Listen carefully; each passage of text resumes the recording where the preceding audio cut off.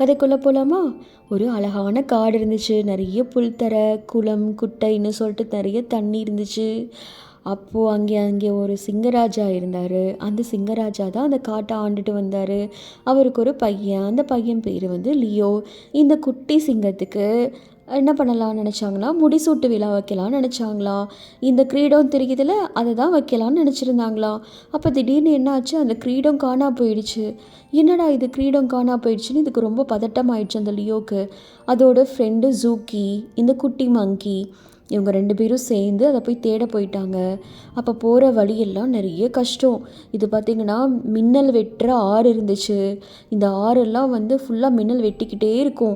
இதை கடந்து கஷ்டப்பட்டு 2 பேரும் தாவி குதித்து கடந்து போகிறாங்க. அந்த கடந்து போகிற வழியெல்லாம் நிறைய கஷ்டம் ஃபேஸ் பண்ணாங்க. அதையும் தாண்டி போகிறாங்க.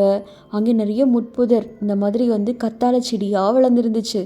அதையும் தாண்டி அந்த காலெல்லாம் முள் புதர் எல்லாத்தையும் சமாளித்து அங்கிருந்து அவங்க எஸ்கேப் ஆகி மெதுவாக நடந்து கிராஸ் பண்ணி போகும்போது அடுத்த ஒரு தடை. இது என்னென்னா மலை மாதிரி, அதாவது நிறைய மணல் வந்து ஸ்டார்ம் மாதிரி வந்துகிட்டே இருக்கும், புயலாட்டம் அடிக்கும்.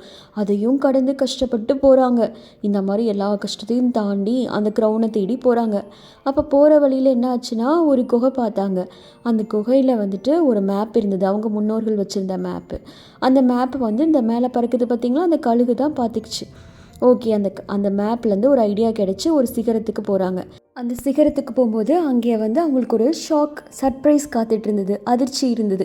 என்னென்னா, அவங்க தொலைஞ்சு போன அவங்க அக்கா சொல்கிறாங்க, நான் தான் உன்னோட கிரீடத்தை எடுத்து வச்சுருந்தேன், நீ ஒரு நல்ல அரசனாக தகுதியாயிட்டியான்னு பார்க்குறதுக்காக நான் எடுத்து வச்சுருந்தேன் அப்படின்னு சொல்கிறாங்க.